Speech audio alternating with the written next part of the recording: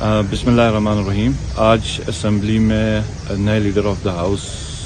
کے الیکشن کا شیڈول جاری کیا گیا اور انفارچونیٹلی جو چیزیں ہمارے سامنے آئی ہیں وہ یہ کہ جس طریقے سے اس پروسیس کو ڈیلے کرنے کی کوشش کی جا رہی ہے اور اس کے پیچھے کی جو نیت ہے وہ اور اس کی بنیادی وجہ یہ ہے کہ پی ٹی آئی کی واضح اکثریت اس وقت بیٹھی ہوئی ہے اور وہ اپنی پارٹی کے ساتھ جڑی ہوئی ہے. راجہ اعظم خان جو پاکستان تحریک انصاف کے نامینیٹڈ ہیں ان کو ووٹ کرنے کے لیے تو کبھی بام تھریٹ سے اسمبلی کو خالی کروانے کی کوشش کی جا رہی تاکہ کورٹ سے اسٹے کیا جائے اور وہ بھی ایک سپیڈی ہمیں خبر آ رہی ہے کہ ملنے لگا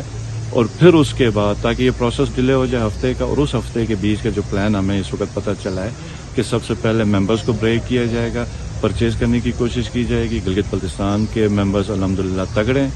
اگر اس کوشش میں وہ ناکام ہو جائیں گے تو پھر ممبرز کی گرفتاریاں مجھ سمیت کہ میں پاکستان تحریک انصاف کا پریزیڈنٹ ہوں تو کوئی لیڈرشپ نہ رہے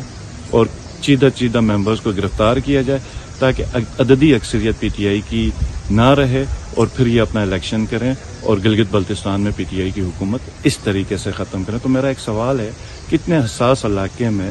اس طریقے سے قانون کو, اصول کو, ضوابط کو رون کے کس کو کیا ملے گا اور اس کے نتائج کیا ہوں گے, یہ پھر سب تیار ہیں.